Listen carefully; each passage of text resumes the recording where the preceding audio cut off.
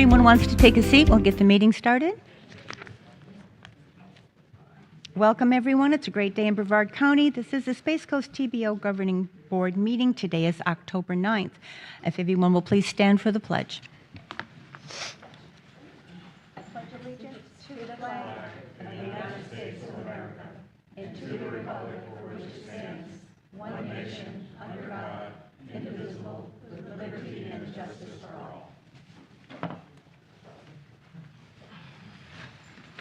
Thank you very much.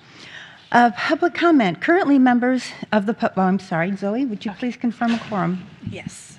Okay. Atkinson, Altman, Allender. Here. Blake, Capizzi, Here. Cole, Here. Connors, Here. Delaney, Here. Feltner, Forrester, Here. Foy, Here. Goodson, Hammer, Here. Hanley, Here.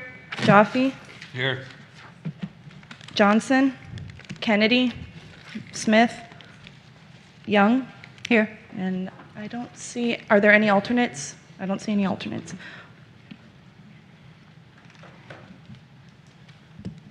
Yeah, we have a quorum. How many do we have? All right, thank you very much. We have 11. We have a quorum. All right, thank you. So currently, members of the public are invited to offer general comments unrelated to the agenda. Do we have any public comments for non-agenda items? All right, thank you. Comments, should we get any, comments are limited to 3 minutes. We're going to move to reports, but first, I would like to speak a little bit about Vision Zero to give you a little bit of crash information here. This is as of September 4th. So crash fatalities for 2024 year end for Brevard County was 82. Crash fatalities year to date is 55. Crash fatalities since our last TPO meeting we had sitting right here as of the 24th are 8 people. On August 21st, a 16-year-old girl was killed and a 15-year-old passenger injured in a rollover crash on State Road 520 in Cocoa. On September 12th, an 83-year-old was killed in a Bright Line crash. Video shows a collision on the Rockledge tracks. I think you see it up there. Driver traveling eastbound on Eyster Boulevard drove through the railroad crossing arms, crossing at Eyster Boulevard and US 1, which has 4-quadrant gate. Monday, September 15th, 3 dead, 6 injured in a wrong-way crash on I-95. Federal Highway Patrol says a 34-year-old woman traveling southbound on the northbound lanes crashed head into a 34-year-old man traveling northbound. Both drivers and a 46-year-old woman were pronounced dead at the scene. Monday, May 15th, man, 68, killed when pickup rear-ended his golf cart on State Road A1A. Monday, September 22nd, a 55-year-old Cocoa woman was killed after stumbling into the path of an oncoming car, reported by troopers. And as of Sunday, right in my own neighborhood, right down from where I live on the path that I take back and forth to Walmart at Eber and Hollywood, there was a 6-car collision, and a boxcar, a U-Haul boxcar, ran the light, ran into a woman from Melbourne Beach. 6 cars involved. She was pronounced dead at the hospital. So please take this information back to your councils and please caution your citizens. We're the ones who are doing this. So humans make mistakes, and people will inevitably make mistakes that can lead to crashes, but the transportation system can be designed and operated to accommodate human mistakes and injury tolerances. Responsibility is shared among all stakeholders, including the transportation system users. I didn't mean to bring you downer because the rest of the meeting is going to be wonderful, but I did want to bring this to your attention. That we need to pay attention to this. Ms. Gillette, please continue.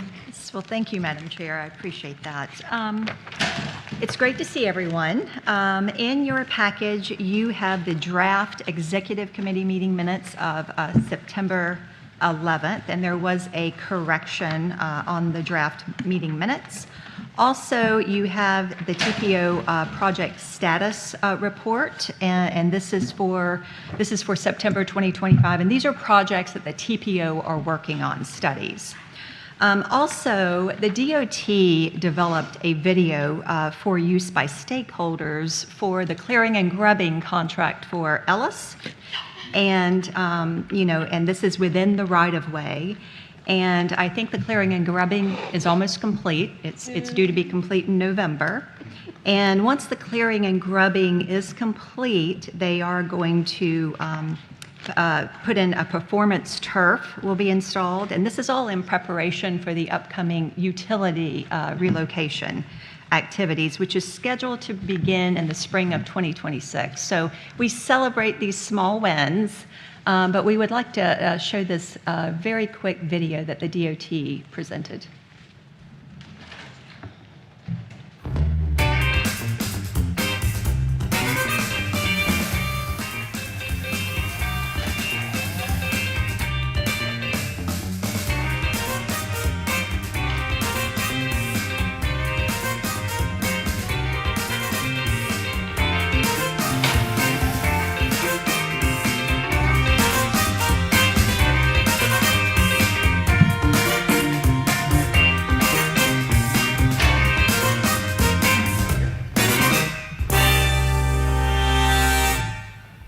Very jazzy, but it's great.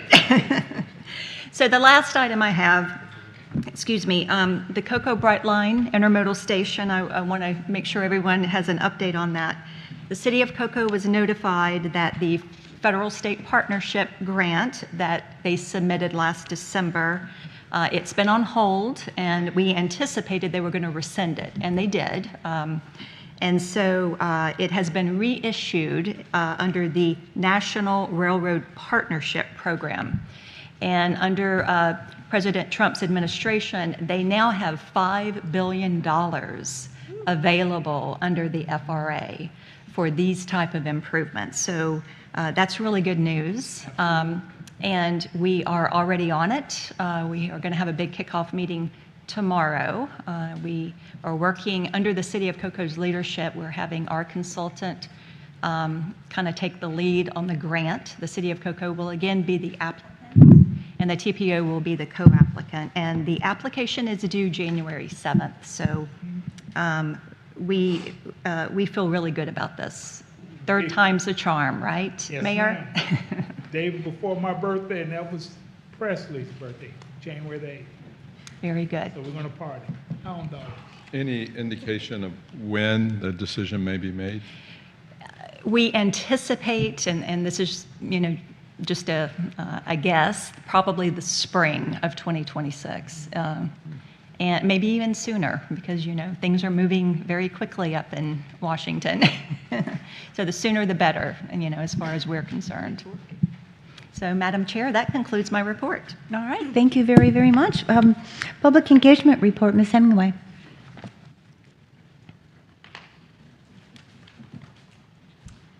Good afternoon, Abby Hemingway, Public Information and Outreach Manager. As you recall, we're kind of dividing our report up now to talk more high level and then also about our engagement activities. So to kick us off, before we talk about what's upcoming here in October and November, it's that time of year to update our public participation plan. If you're a new member, this is considered a core work product, just like our Transportation Improvement Program, also our LRTP.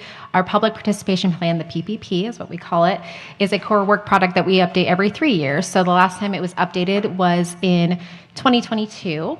And so this specific deliverable really is all about a blueprint for action to how to get engaged and also in how to involve yourself in transportation planning. So it's a guide for public access and involvement specifically with this TPO planning process. And so it talks about our public communication tools. It talks about the different comment periods for some of our large scale core work products and programs and plans.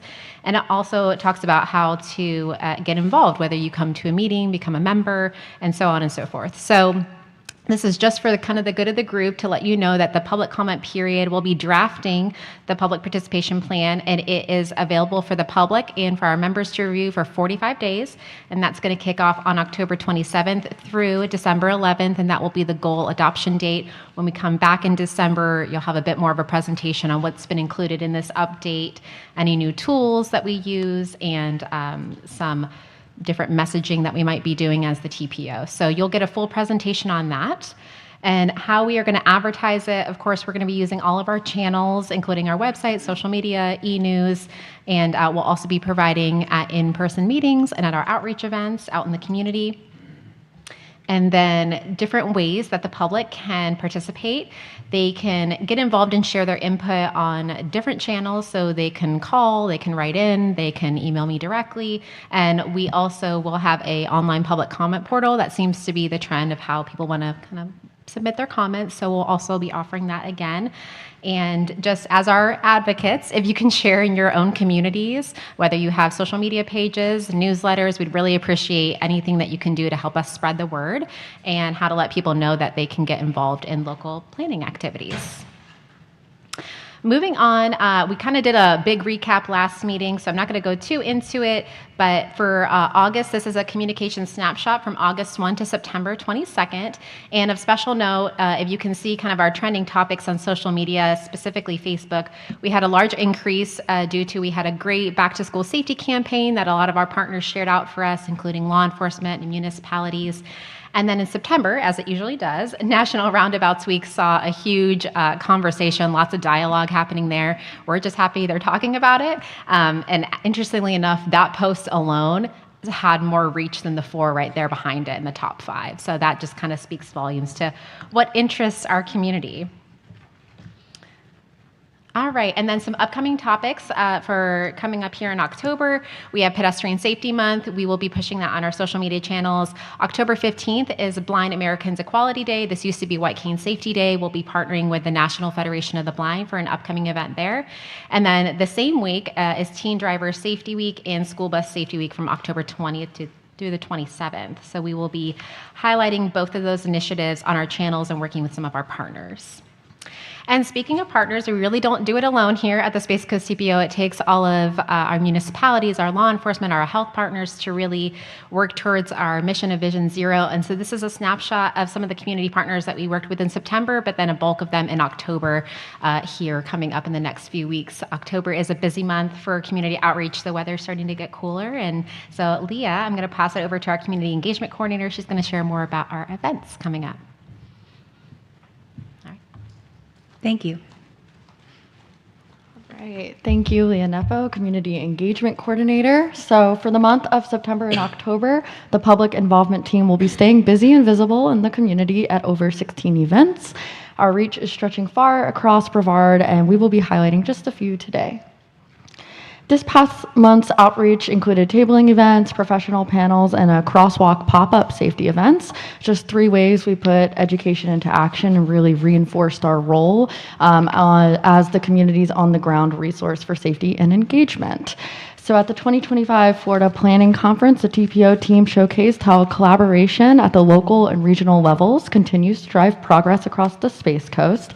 Special kudos to our Assistant Director, Laura Carter, our Senior Transportation Planner, Sarah Crom, and Councilmember Willis, who each served as experts on panels across various topics. And Sarah also joined regional planners to lead a workshop on advancing transportation. Last week, the TPO also kicked off National Pedestrian Safety Month alongside Indialantic PD with a crosswalk sign waving event at the pedestrian hybrid beacon on 5th Avenue and North Palm Avenue. With the help of partners from D5 Commissioner's Office, Health First, and Bike Walk Central Florida, the team connected with more than 30 cyclists and pedestrians in just 1 hour, and we're proud to share that all of whom were wearing helmets. And we tabled at Satellite Beach's Big Truck Day, encouraging children to interact with our safety materials and engage in fun conversations about how to do so.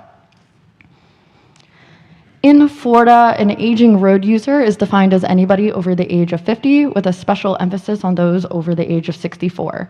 As of 2024, Florida had 2.7 million drivers that are aged over 64, and it is predicted in the next 5 years, 25% of all road users in Florida will be an aging road user. In Florida, motor vehicle crashes are the second leading cause of all injury deaths for this age demographic. So with this in mind, the Space Coast TPO partnered with the City of Cape Canaveral to host a grandparent-grandkid safety fair during National Grandparents Week in September. This fair included a safety presentation for each attendee, along with a helmet fit for both the grandchildren and grandparents. And additionally, we had vendors from AARP, Bike Walk Central Florida, and grandparents raising grandchildren to provide information about their programs that benefit aging road users. This fair came as our finale to the Aging Road Users Workshop that we had been hosting in the Cape throughout the summer.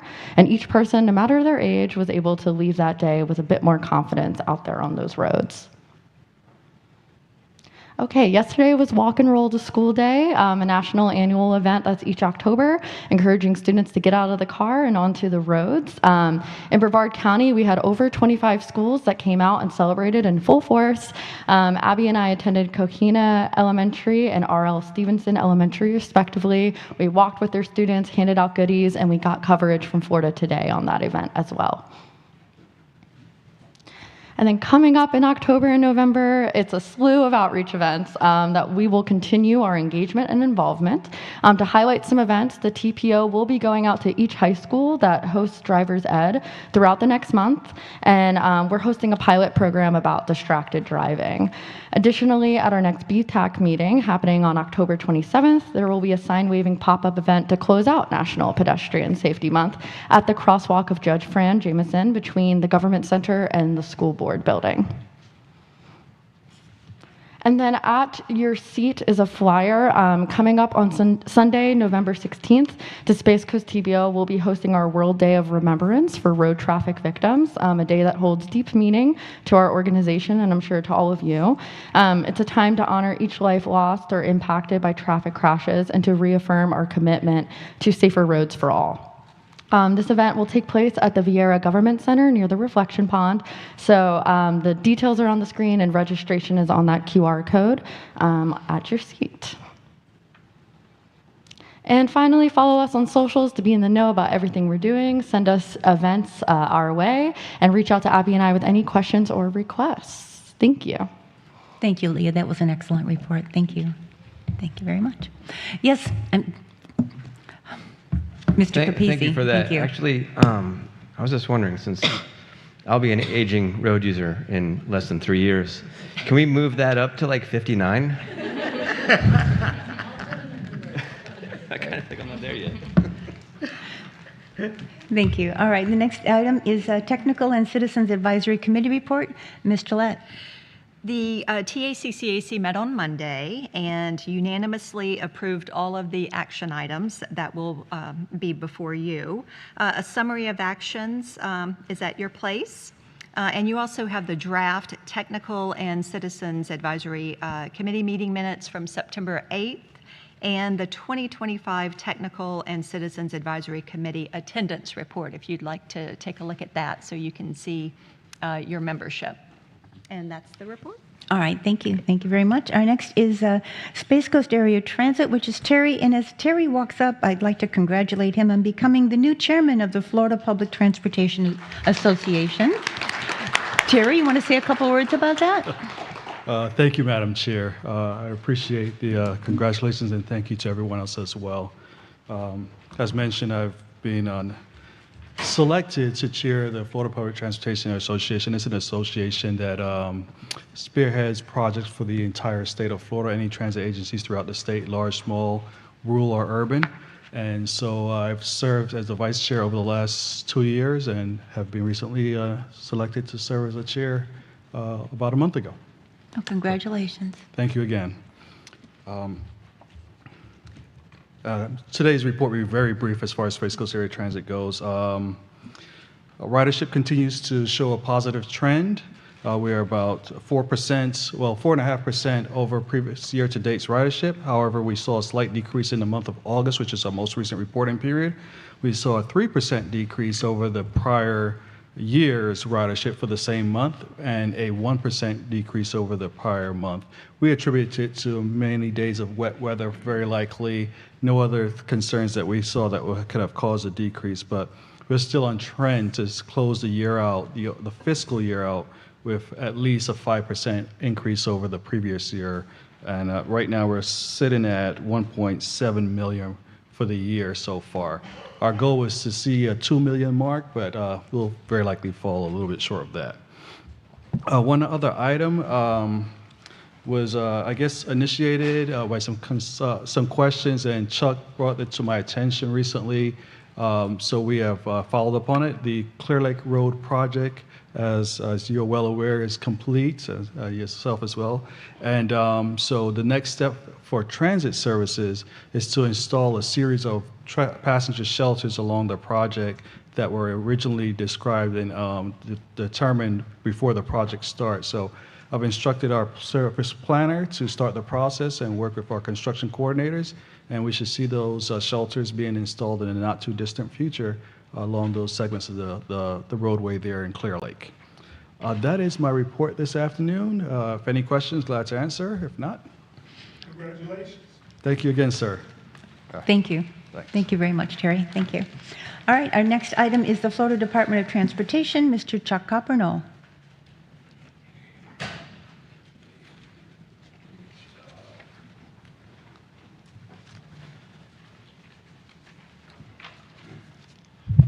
Thank you, Madam Chair, members of the board.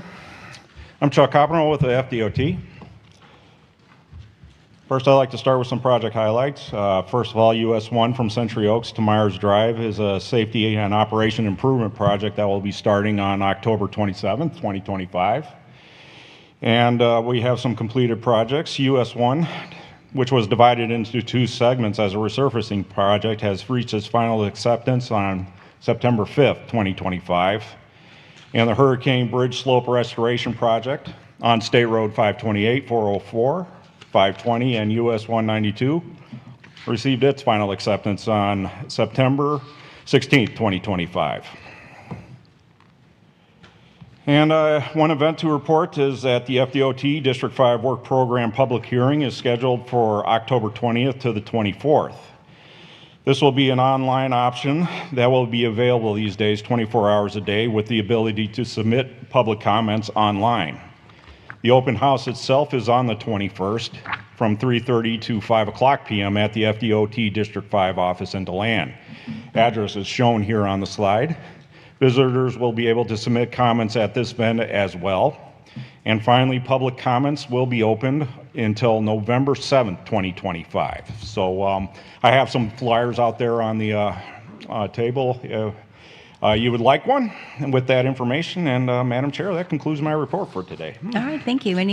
Yes, I guess there are questions. Mr. Forrester. One, and I'm not sure, Georgiana, I'm not sure who I should address this to, but I have a safety concern on US 1.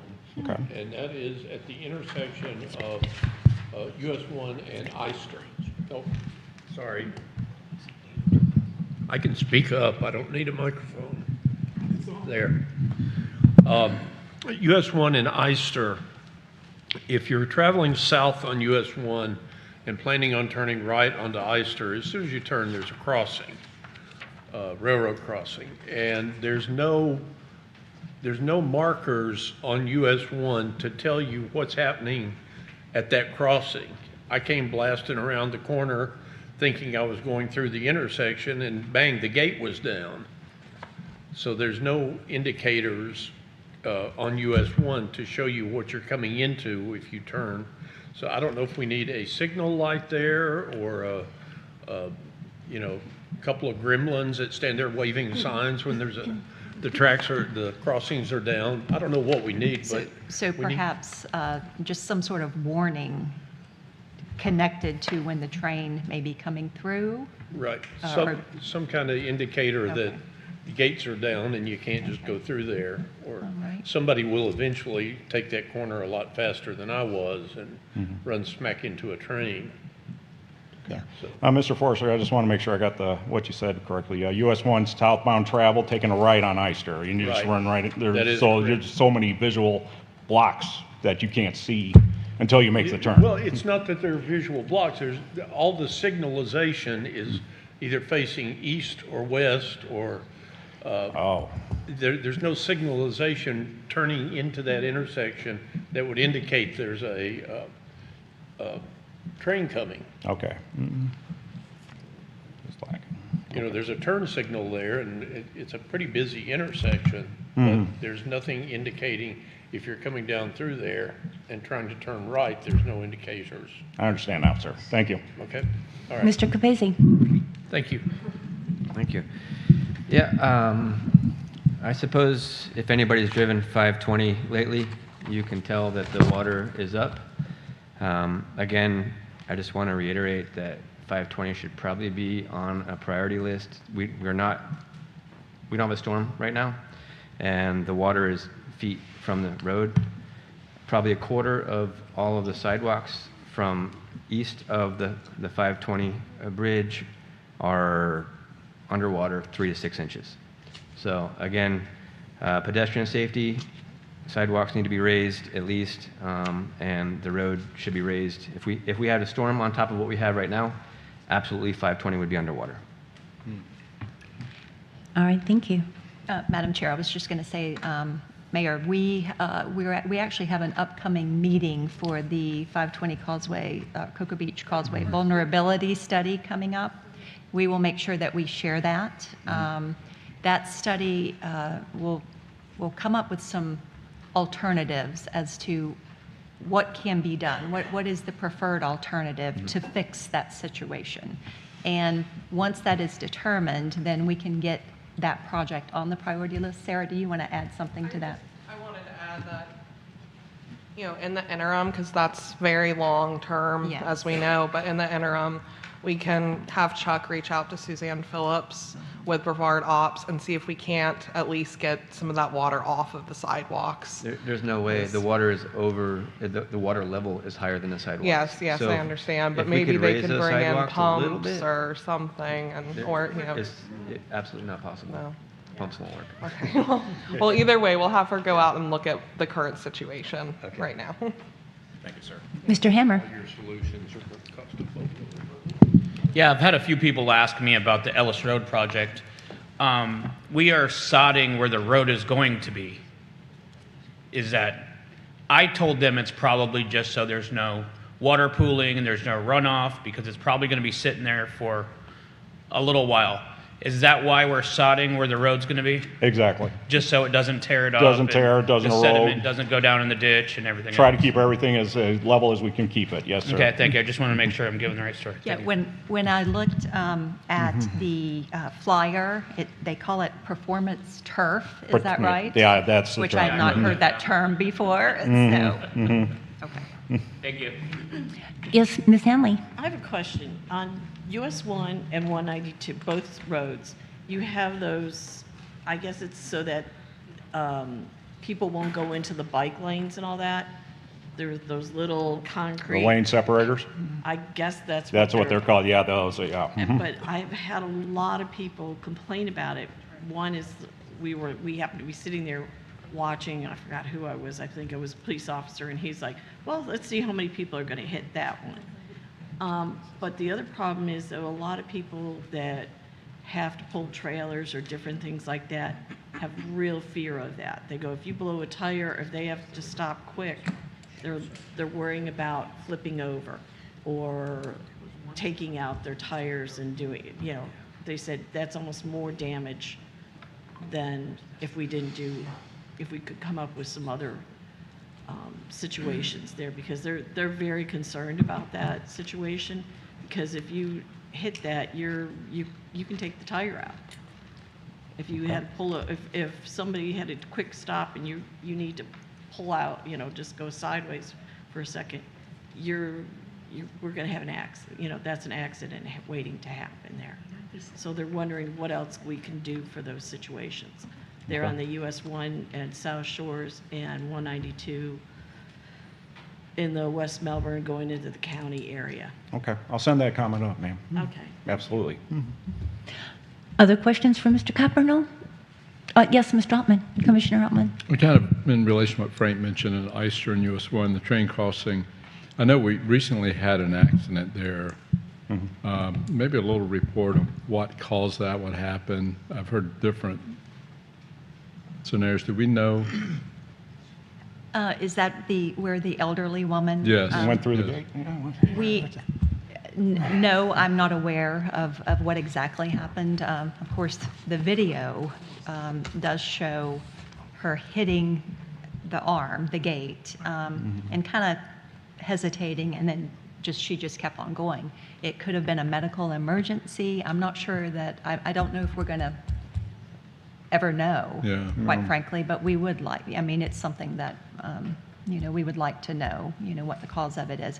And as Mayor Young pointed out, that particular crossing already has 4 quadrant gates. So it is not one of the crossings that is in our railroad crossing elimination grant that we're going to enhance the 7 crossings within Brevard County to seal the corridor. So it shows you that a car can still go through it, and it's tragic. It really is. And I'm not sure what we're going to do about it. Yes, Mr. Blake. I just want to say thank you very much. We had members from District 5 to come and elaborate about 524 future development, very concise, to the point, pertaining to DDS, the conversions, trying to slow the pace down there. And I just want to pay homage and respect to them. You all did a phenomenal job. Please convey that. Absolutely, Your well. Honor, I will do so. Thank you. Ms. Delaney. Thank you for sharing that. Was that at your Cocoa City Council meeting? No, ma'am, it was a meeting prior to that. Yes, ma'am, with council members. Thank you. I'll chat with you after about that. But I just wanted to kind of get these things out in the open. I'm going to be sending an email as well. But Highway 46, there is a lot of development that's going on right around 95 and 46. And that's starting to become a major issue in the morning, like at rush hour times. As you go further west, when you're crossing... On 46? Yes. Okay. It's increasingly flooding.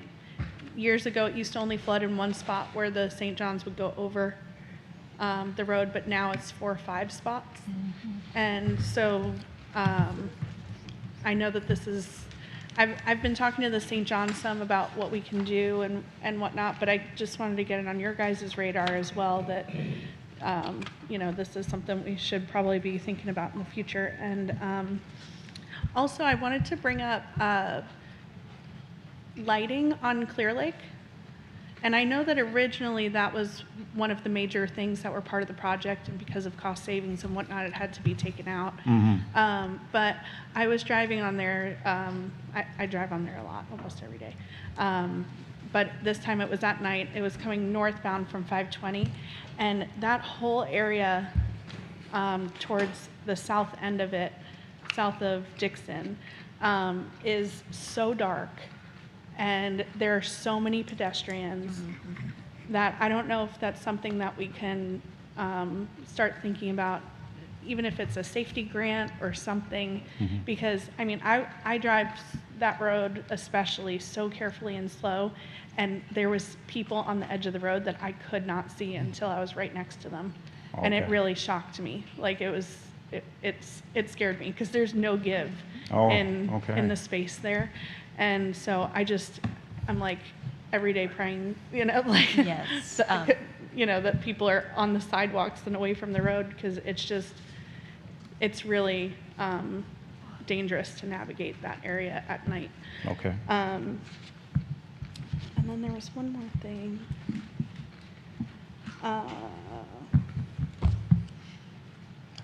I can't remember. I'll send it in the I'll be email. here after the meeting, Yeah. so if Thank you you. remember, no problem. All right. Thank you Madam very, Chair. very much, Mr. Copperno. I'm sorry, Mr. Connors.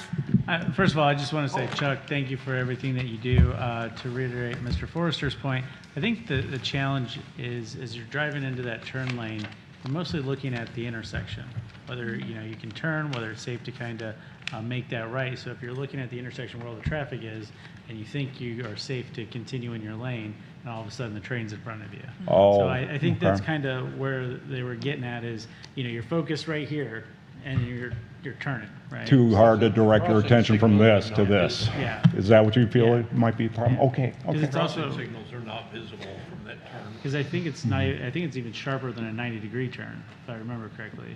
Oh, yeah, I'm definitely going to look at Yeah, it on so Google you're- Maps or you're- something. You're looking but- at this and you're going very far, so that's where I think, he brings up a very valid point, so. So if you had like a flashing light to kind of break your attention away to that and see the sign. Okay, I got you. Thank you, sir. All right, thank you. Any other questions before Mr. All right, thank you very much. Good report. Thank you very, very much. All right, next item is the consent agenda. Ms. Gillette, would you please read the consent agenda aloud for the record? It's a very short consent agenda, TPO Governing Board meeting minutes of September 11th, and we do not have any new committee appointments this time. So you can approve in one motion. I guess that was short. All right. Mr. Allender, is that a motion or is that a question? Motion, yes. All right. Through the consent agenda. All right, motion Allender, is there? Second. Second. Whoever. Frank. Frank, thank you. I've got to look right and look at this at the same time. All right, we have a motion on the floor from Mr. Allender, a second from Mr. Forrester. All those in favor, please signify by saying aye. Aye. Aye. Those opposed, say nay. Thank you very much. Motion carries. All right, thank you. Next item is actions approval of the Regional Transportation Management and Operations Program Memorandum of Understanding. Thank you, Laura. Ms. Carter, thank you. Thank you, Madam. Good afternoon, Laura Carter, Assistant Director of Space Coast TPO. The Memorandum of Understanding and Agreement that you have before you today is really a continuation, a renewal of an agreement we had back in 2021 with the same MPO partners, but this one is expanding the partners, so we'll be going from the West Coast to the East Coast, all of our TPO partners, to discuss and coordinate on the Transportation Systems Management and Operations Program. What that involves is really the technology side of transportation and the strategies that we can implement. This would include incident management systems, your dynamic message signs that you see, coordinated signalization, things on a more regional level that we can coordinate to get people moving quicker, easier, and safer. We have a long-standing working with TSMO activities here at the Space Coast TPO. For those of you not aware, we did update our Intelligent Transportation Systems Master Plan back in 2021. And in that plan, I did want to highlight there was a cost-benefit analysis for investing in ITS technologies, a 7-to-1 ratio. And that's huge. Investing now in continuing with the technologies and strategies that are out there can save us a lot of money in the long run, especially as we run into more congestion where we're constrained and cannot continue to just widen our roads. Pretty much on a bi-monthly basis, we have the Florida Department of Transportation District 5 has a TSMO consortium that meets. If you really want to talk nerd language and really technology, that group gets together and talks about the actual equipment that's being used and all the pilot programs that are in place. Really some interesting stuff with air mobility and stuff is also discussed there.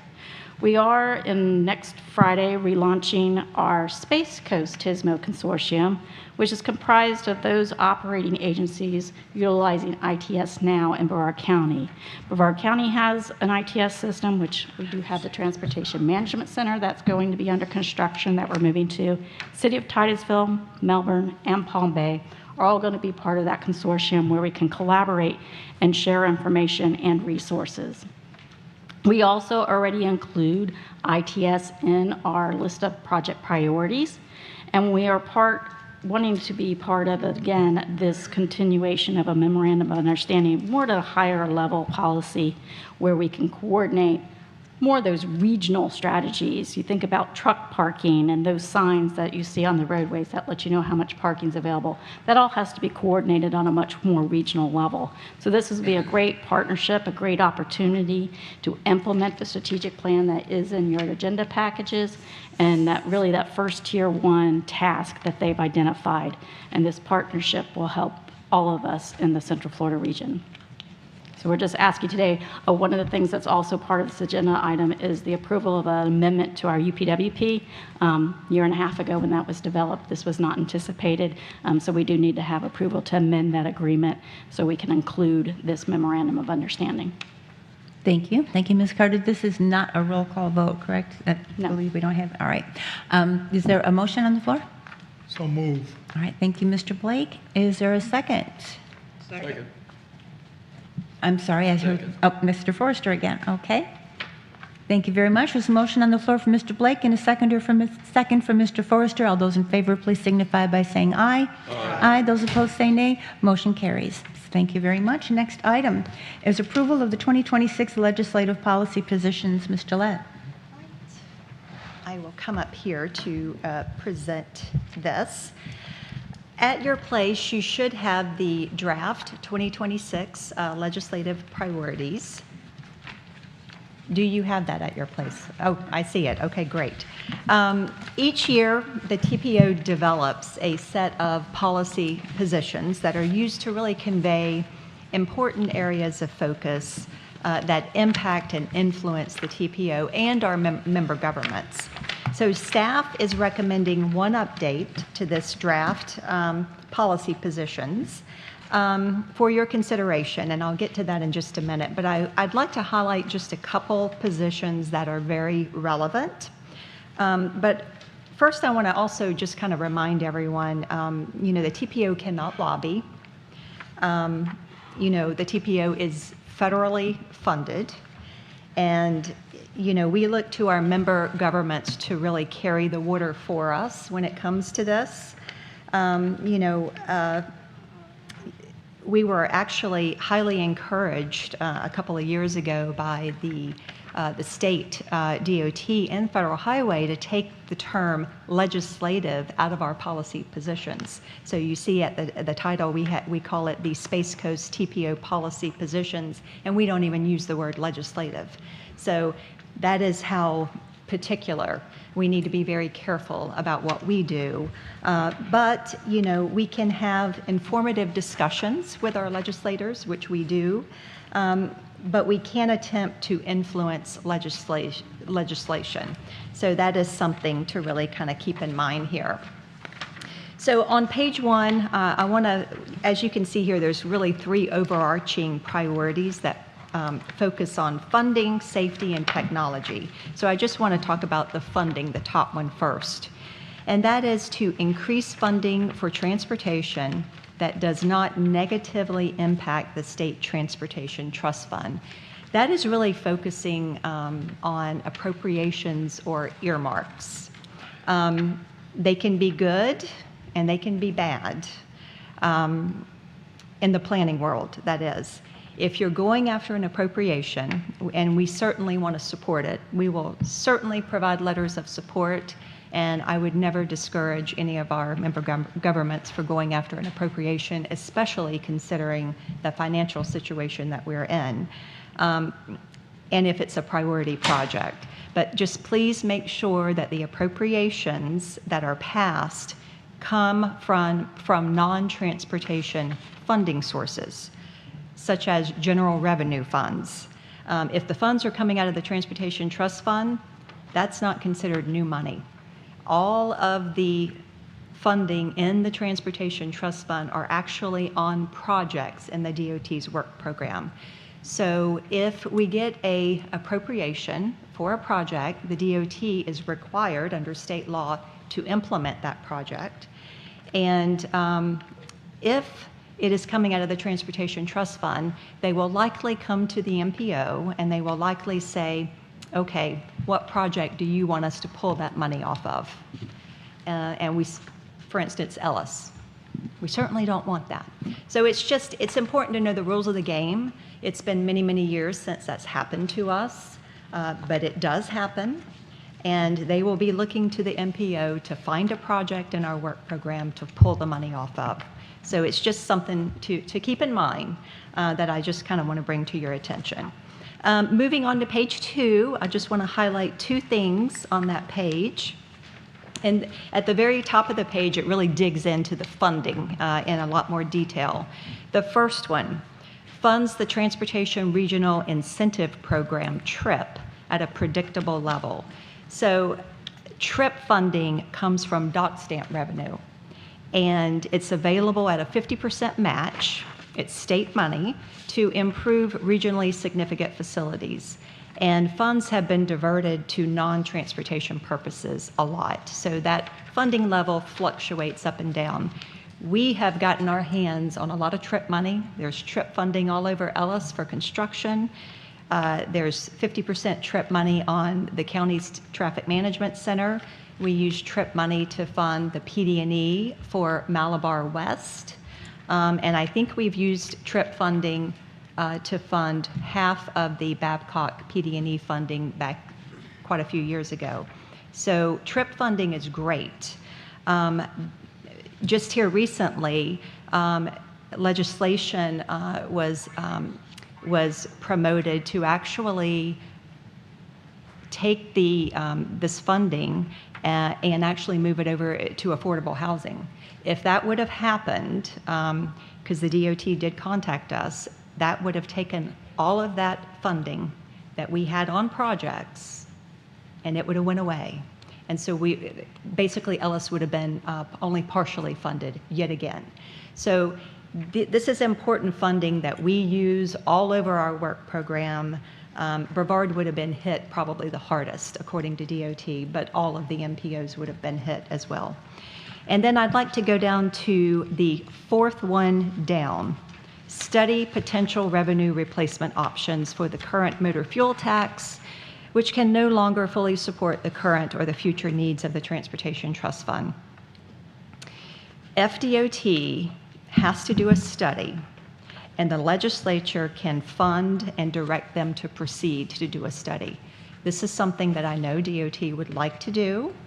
It's not something that they could go out and promote, because it would, quite frankly, seem a little self-serving.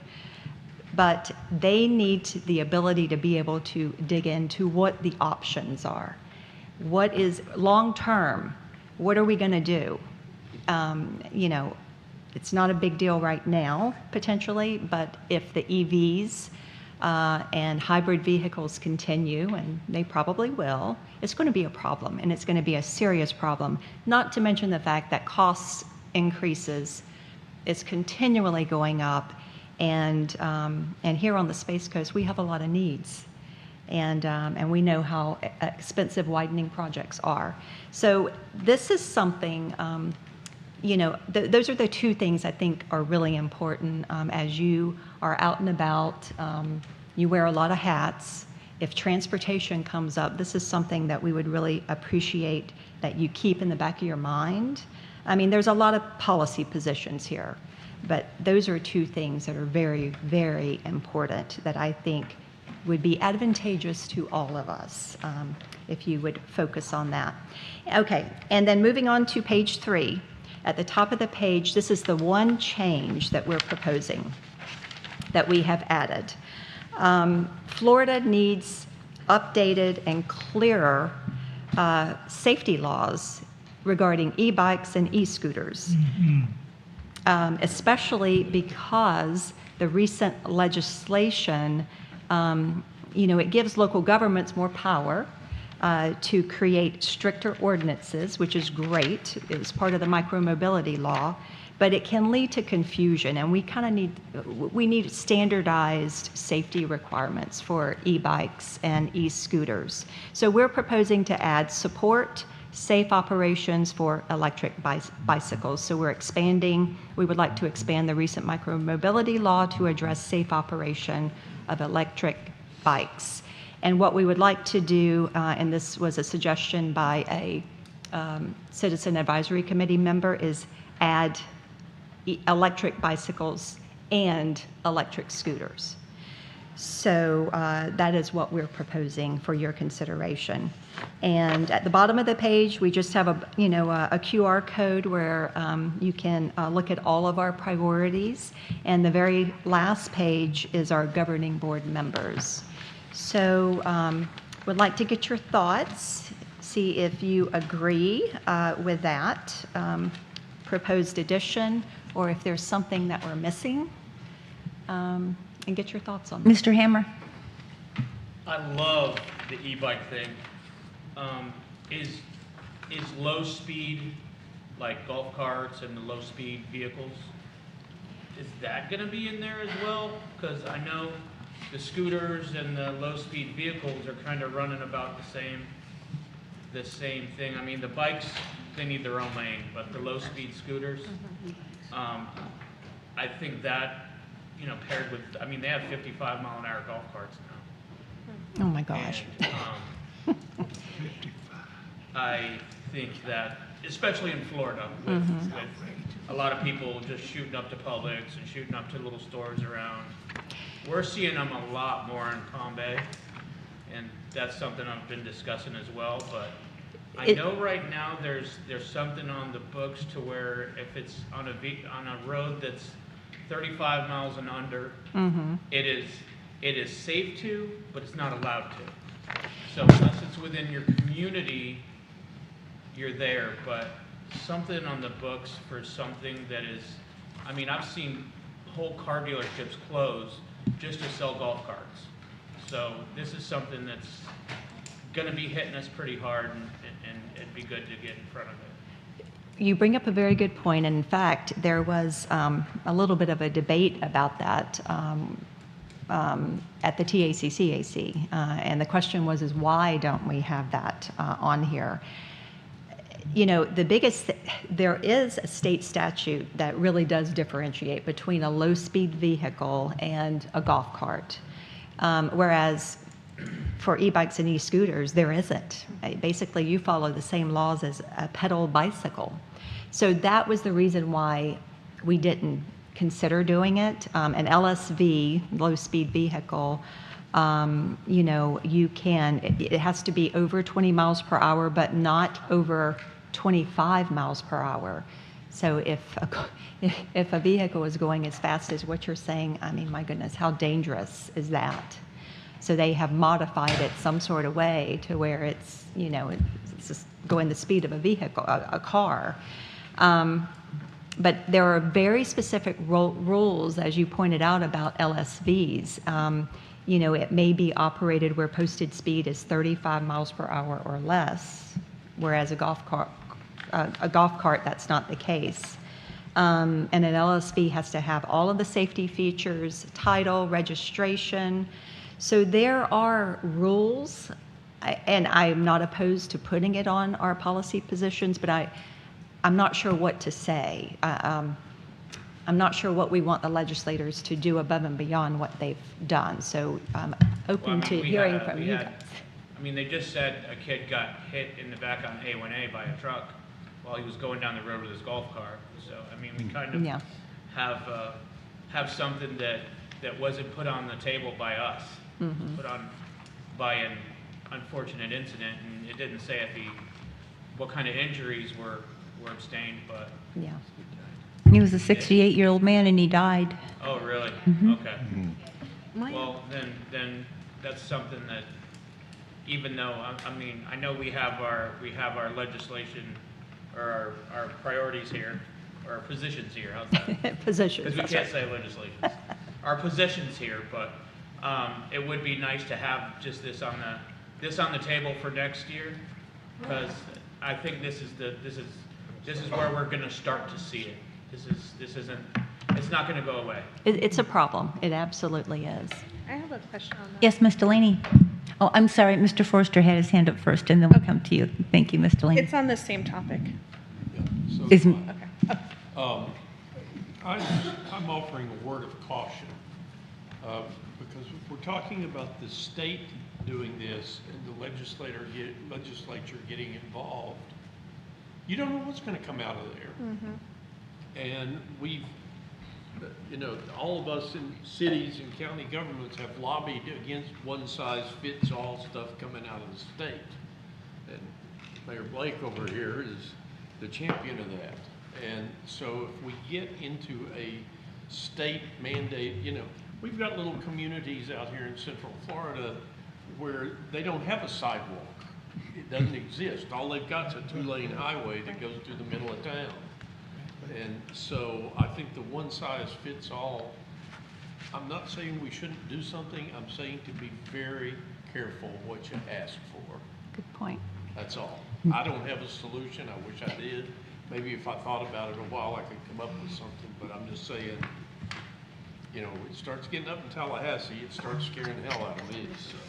Thank you, Mr. Forster, and I do apologize, Ms. Delaney. Thank Please you. speak. I was just going to echo those sentiments because I get calls, emails on a regular basis in North Brevard about this topic and how people are like, we moved out into rural America for a reason, and this is, we want to be able to ride our buggies and four-wheelers and do all these things. And so I just am very nervous when it comes to, yeah, I agree that something has to be done, but I don't know if it's like per community on a local level because we're just so diverse. Well, and so at the TACCAC, you know, someone said enforcement, and Right. that is where I think, you know, our law enforcement officers are overburdened as it is, but enforcement can, I think, really help.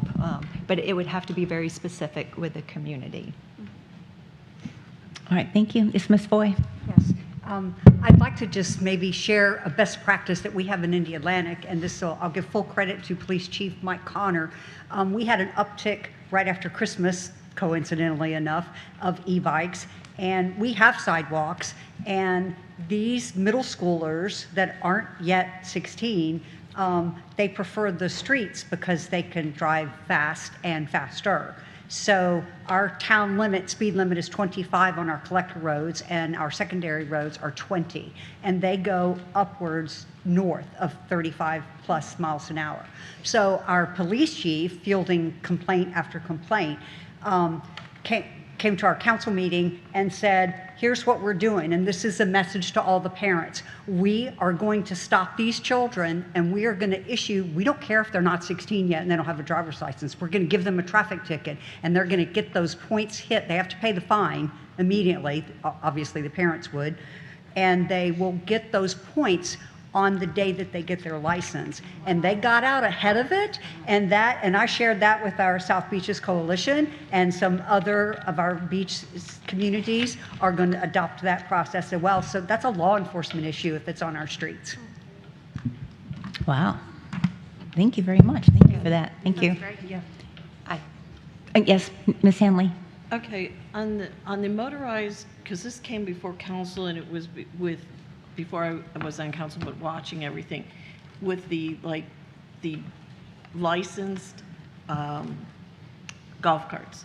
They can go on a road that's 35 miles or less.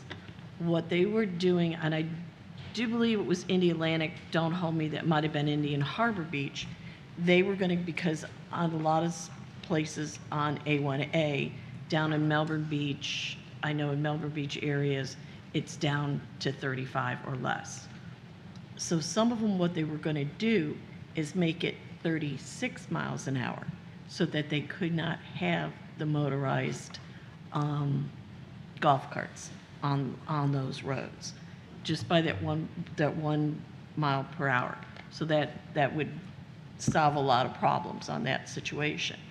But you know, a lot of people say, I'm just surprised that somebody did go out on A1A, being that it is, you know, they have to be, depending on, where were they at? Were they Indy Atlantic or Satellite Beach area?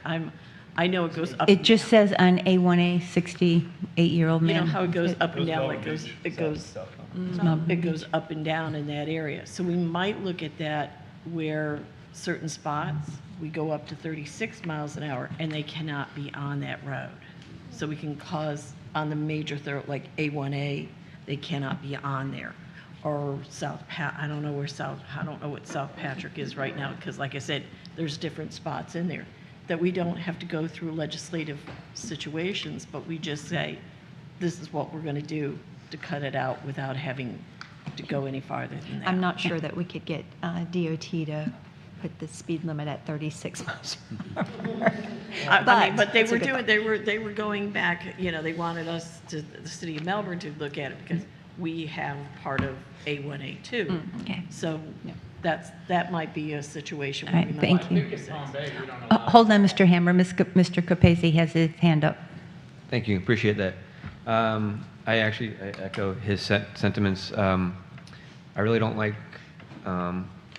state oversight when it comes to local discretion. We do also have e-bikes and golf carts in Cocoa Beach, and we choose to make our own laws and ordinances to govern those. And I'm very happy that I have the ability to go beyond what the state, would say I have to do. So, for example, we did recently allow golf carts to be used on roads that are not FDOT roads. The nice thing about it is, electric is the future. You guys got to understand, electric is the future. You can't ban it. You can't wish it away. You have to work with it. So I think that's very important to remember. And if you make it too restrictive, you got to understand that there are consequences that come with that as well. So, for example, we also have e-bike issue, and we did very similar to what you're talking about. Is we regulated our e-bikes. We started with one sidewalk that is basically our main issue, which is Minuteman Causeway, because that is a thoroughfare for all the kids going to and from junior high and elementary schools. We put a 15-mile-an-hour speed limit on that sidewalk. No wheelies or reckless driving near other people. I specifically wanted to put near other people in there because I still want kids to be kids. I want them to be able to explore and have fun and go outside and enjoy themselves on their bikes. But I think it's important to understand that you can't regulate a speed across the board either, because I think, for example, that issue where the golf cart, where someone ran into the back of it, if you make them go slower, which is probably what happens, somebody's can only do 25 on that golf cart, and somebody's coming by at 35 or 45, they're going to hit the back of that cart, and that's an issue. So, for example, you want to regulate e-bike speeds. Well, on the side of the road, I don't want to push a kid on the side of the road and have them limited to 20 miles an hour. If anything, I want him to be able to keep up with traffic so that he is not at risk of getting hit in the back like what happened with that cart. So I just put it out there that think it through. We gotta make sure that we do it right. It's the future. We don't want to put people in danger because we're scared of what other possibilities there are. All right, thank you, Mr. Hammer. Did you want to finish what you were saying? No? All right, Mr. Connors. Thank you, Mayor Young. I think because we as a TPO can't lobby collectively, instead of saying support, maybe we say we'll monitor the situation, and then each community can advocate for what makes the most sense for them, because then we're not collectively taking a stand together. And then the bigger issue that nobody's talking about is these electric bikes are not paying into the gas tax for the Transportation Trust Fund, and they're tearing up our streets. Oh, they're not paying their taxes. Okay. Thank you. Ms. Dillette, did you want to comment on that? So, Mayor, were you suggesting we don't say support safe operations of e-bikes and scooters and say monitor? Just monitor any legislation coming with that.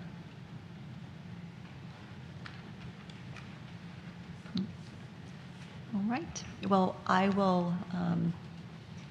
What is the board's pleasure? Hold on, we still have more comments. Ms. Delaney? Are we are we towards the end of this conversation, or can Yes. we talk about some of the other things? It's Okay. done. Yeah. Yes. Feel free.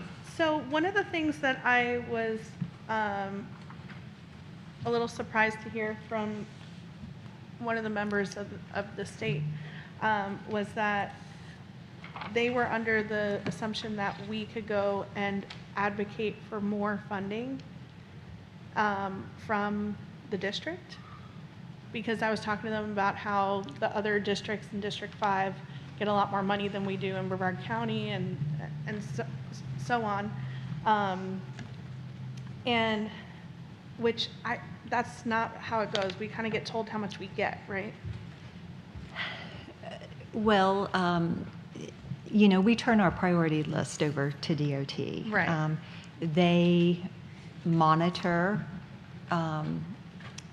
they look at fair share, and they look at, we are competing against the Central Florida region. There's no question about that. The Central Florida region is the fastest growing region, and so the Space Coast is competing against, Metro Plan Orlando. Volusia Flagler TPO, Lake Sumter, where the Villages is, and one of the fastest growing counties. So we're competing against all of that. And so it is a challenge. Now, you as a local government can certainly, this is where you carry the water for us. You can certainly go and lobby and advocate for our policy positions. And talking to legislators about funding and bringing certain priorities to their attention, like I did when I spoke at the delegation meeting.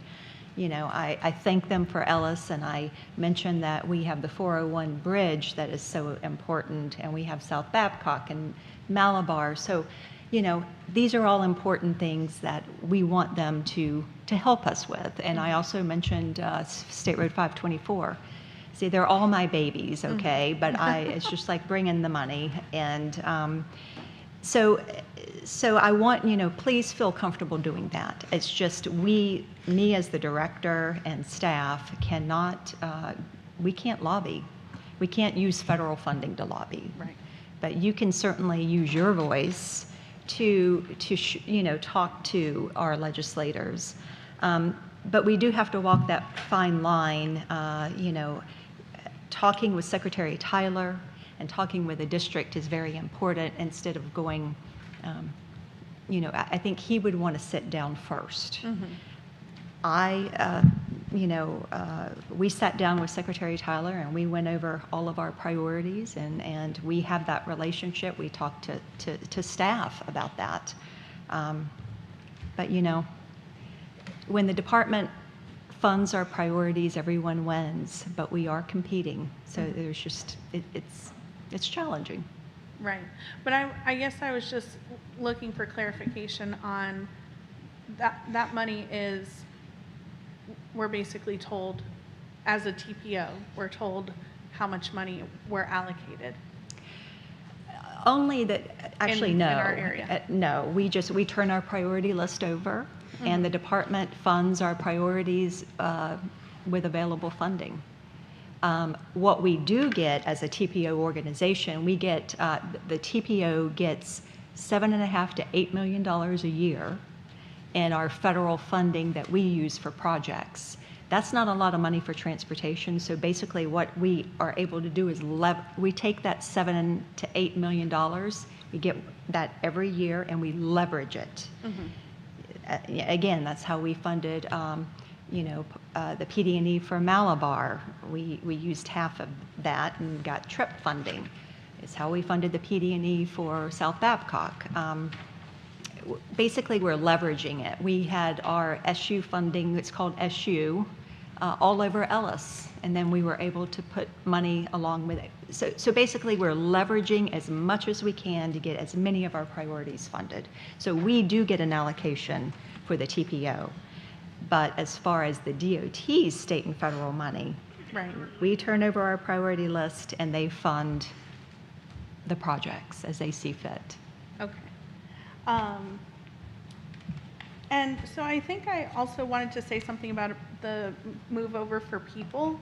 Okay. That, I see what it is doing right now for just the emergency vehicles. And I mean, you see people flying on 95 and going, and almost getting into a car wreck just to move over. And so I wonder what that will look like if it's bikes, people, all of that stuff. So Florida continues to rank as one of the worst states for pedestrian fatalities. So that's where this is coming from. And so there's been a lot, over the years, there's been a lot of support for what they call move over for people. I mean, you don't want to be at the top of that list, but we continue to be at the top of the list, and Brevard County was in the top 10. And so that's not good. And so,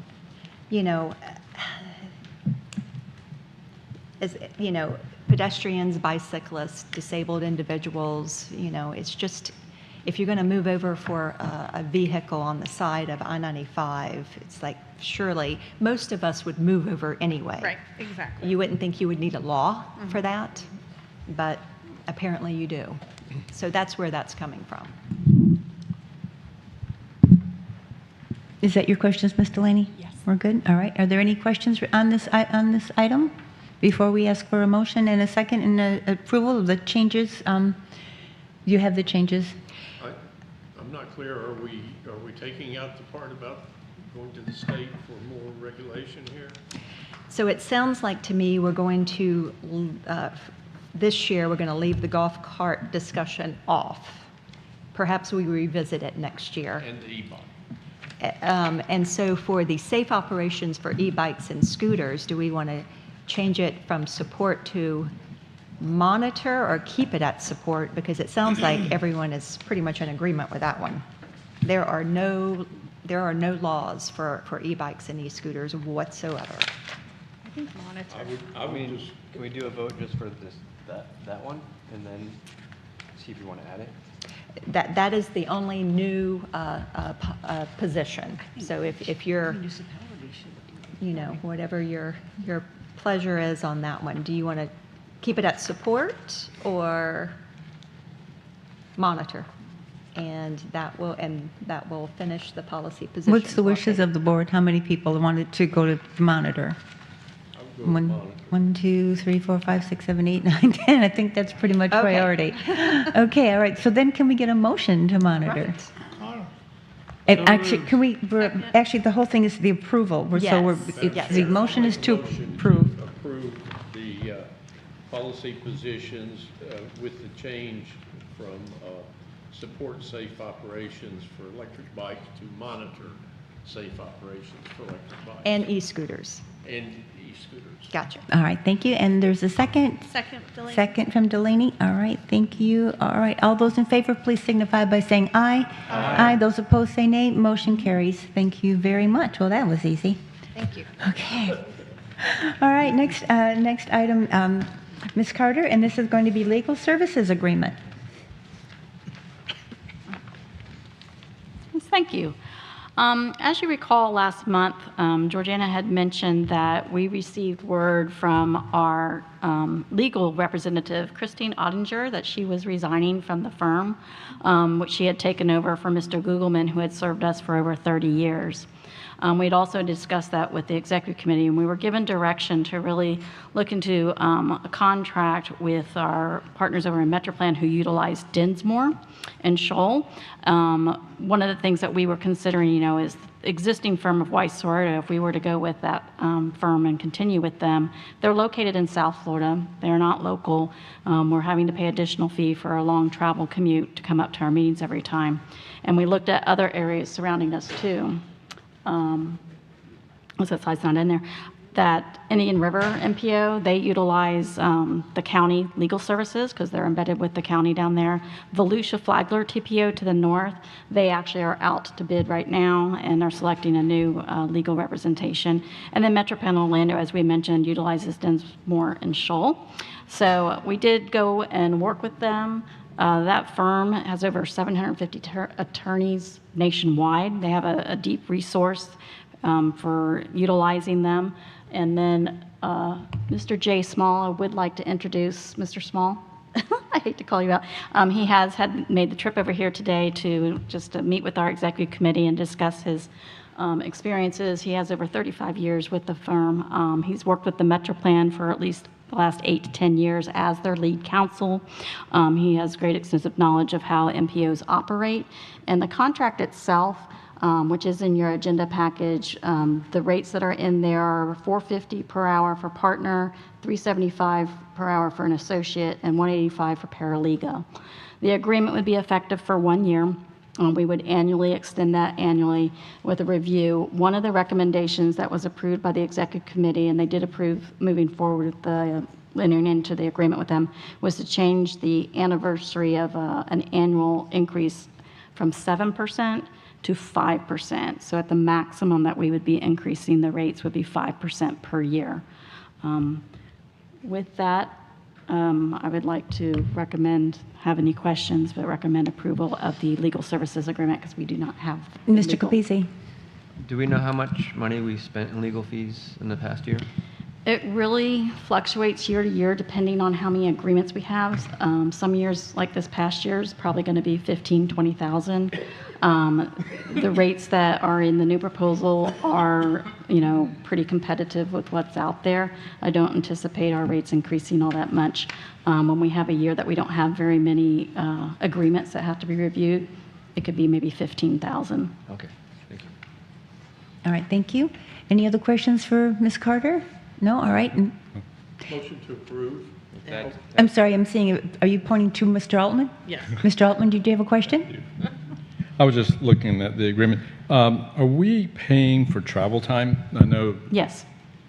they live in Orlando. Are we paying the same fee while they're driving as we would? Yes, that's what we were doing with the existing or the previous firm, Wysoroto, when they drove up from, actually, Christine was from Tampa, but you paid for 2.5 hours over and 2.5 hours At back. the full fee? Yeah. I know it's not uncommon that consulting engineering companies charge 50% for the drive time. And with cell phones, they can make client calls, they can do other things. That just seems expensive, and my gut feeling is, why don't we hire somebody from Brevard so we're not paying all that travel time? One of the reasons why it's difficult is we were trying to find a firm that has experience with MPOs. With Paul serving for so many years, there were no Brevard County firms that had experience with an MPO, because we are the only MPO, and there's only 27 MPOs in the state. So having that experience with how our operations are set up is kind of difficult. Any municipal attorney should have the ability to do MPO work. That's my gut thought. I want to second I'd prefer that. local if we're paying that kind of travel time. We have 1 year we have 1 year with him, and then we can look at this in a year from now and see if that's where we want to go. So I think we have to keep us going at this point in time, is give him 1 year time and see where we are, cost, effect, and everything else. Ms. Delaney? Could we ask him if he's amenable to the 50% for travel time? Mr. Small, did you want to respond to that? Yes, please come to the microphone. While he's coming up, how many times a month would he come here? Just for this meeting? Yeah, we have roughly 9 meetings per year, and historically, we've always paid for legal services travel time. So this isn't anything new that we've paid for. Is there a motion on the floor? No, there is not yet. I thought, No, we're coming. Mr. Small is on his way up to respond to the travel time charge.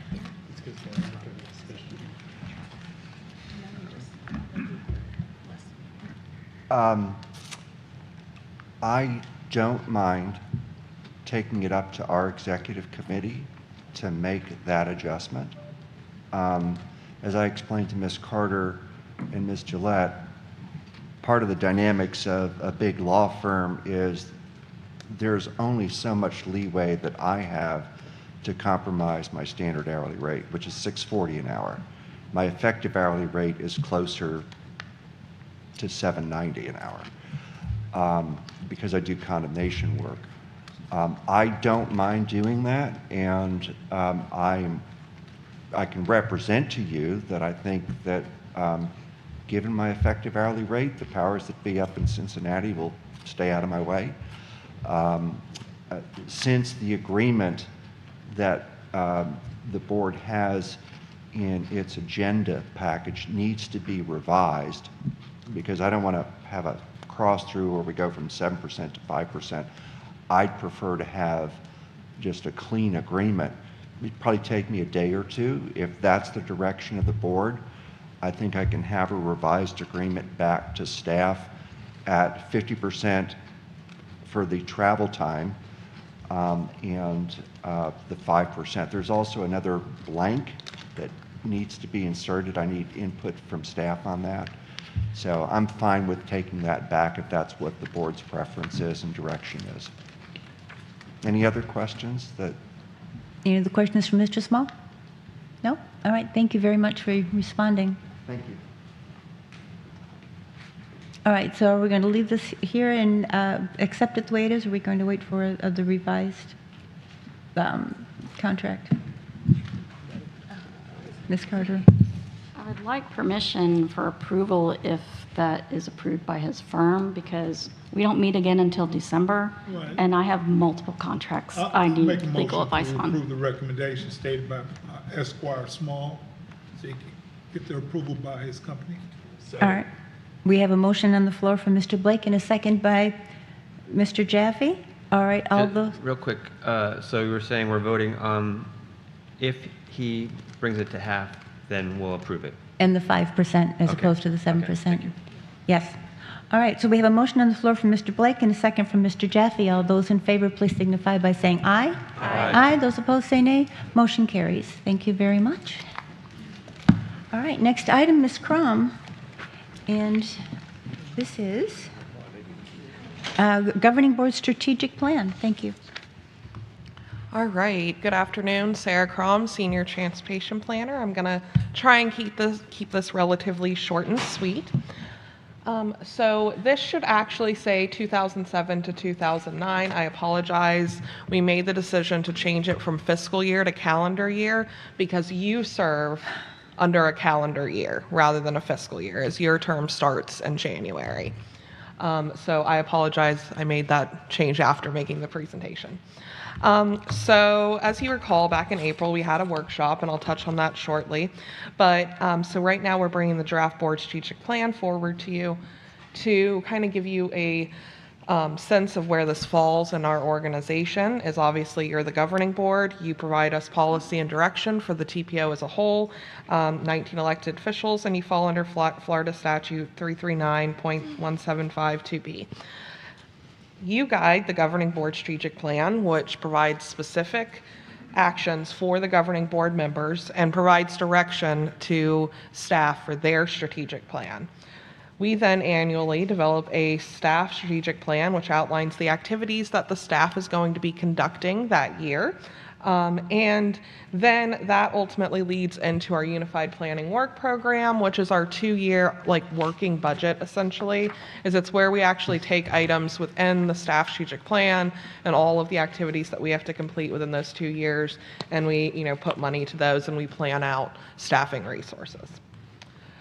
So our mission as an organization, as a reminder, is to plan a transportation system that enhances quality of life and economic development by engaging the community. Our vision is to provide a safe, multimodal, innovative, and resilient transportation system for all. So as I mentioned, back in April, we did have a board workshop. It was very interactive. We tried to engage you. We brought in a consultant to get some outside perspective. And what came out of that is that the priorities were funding, collaboration/communication, and linking mobility and land use were really the top 3 ranking emphasis areas that were discussed that day. So we took that back and all the information you gave us, and over the last several months have been massaging and kind of trying to actually take all that info and develop a plan. So what we came up with is for our emphasis areas, we'd have funding the future, partnership and outreach, linking mobility and land use, while still kind of keeping some of the focus areas from the prior strategic plan, as well as adding a new one. So the new one would be efficiency and transparency. And then we have technology and data, safety and Vision Zero, and resiliency and sustainability. So the focus areas are more broad that we would integrate into the emphasis areas as appropriate. So I'm just going to walk through the 3 emphasis areas, and so that is funding the future, expand and leverage regional and sustainable funding sources to increase priority project implementation. What we were hearing is that one of the major problems is the current gas tax revenue is not a sustainable long-term transportation funding source. And our ultimate performance measure is for governing board members to take an active role on the local, state, and federal level to expand and leverage transportation funding. We would do this through a series of actions, so monitor upcoming federal reauthorization bill, engage legislators in conversations about state legislation that negatively impact the State Transportation Trust Fund, only pursue appropriations if they are drawn from general revenue, encourage legislators to support and fund FDOT's research on potential revenue replacement options, leverage state and federal funding through local match, and pursue new local funding sources on a county-wide level to assist in funding the TPO's regional priorities. Next emphasis area is partnership and outreach. So encourage public participation and board engagement through collaboration and partnership within the community. The two problems that we were really hearing during our workshop was lack of public understanding on the process and funding of transportation projects, and a need to increase stakeholder communication related to transportation. So our performance measure would be increased open communication with stakeholders from the public as well as also to the elected officials. It's a little bit of a shorter list, so report relevant TPO actions and policies to your respective councils and boards, share the TPO social media posts and news, attend TPO workshops or events, and to communicate with D5 FDOT staff and secretary with issues of concerns. Last emphasis area is linking mobility and land use, so plan a network that provides transportation choices and linkages to community and economic resources. The large problem that we were hearing is the transportation network does not reflect the needs of the surrounding development and land uses. Ultimately, we're looking for increased connectivity, mobility choices, and opportunities for smart growth within the Space Coast area. This is a little bit of a longer list, so support municipal development of land use codes and policies that support the transportation system. Ensure comprehensive plans are utilized and include a connected network for all modes of transportation. Explore opportunities to connect transportation hubs and further transit-oriented development, including the COCO Multimodal Passenger Rail Station. Approve the TPO's development of relevant plans and programs, such as sidewalk gap analyses, trail projects, ITS master plan, and others that we bring to you over the years. Support, fund, and expand Space Coast Area Transit System. Fund a mobility on demand program within a municipality, and fund projects that improve connectivity to affordable housing by improving system connectivity and mode choice. So our next steps are ultimately going to be that I am going to send this out to you through Zoe, and so you'll have a review and and board comment period through the end of the month, almost October 30th. And of course, I can also take comments today, but we'll take any kind of comments, do any kind of massaging or tweaking that we need to, and then adopt in December. So with that, I'll take any questions or comments today. Any questions for Ms. Crum? Good, it was a great report. Okay, well, thank you. All right, thank you very, very much. Are there any further comments for the good of the order? All right, in that case, we will not meet again until December 11th at 1:30, same spot, same time. So, and we will have the elections at that time. So please be thinking what you would like to do. This will be my last meeting. December will be my last meeting. I will finish that meeting, correct? And then in January, when you come in, the new chair will be sitting here.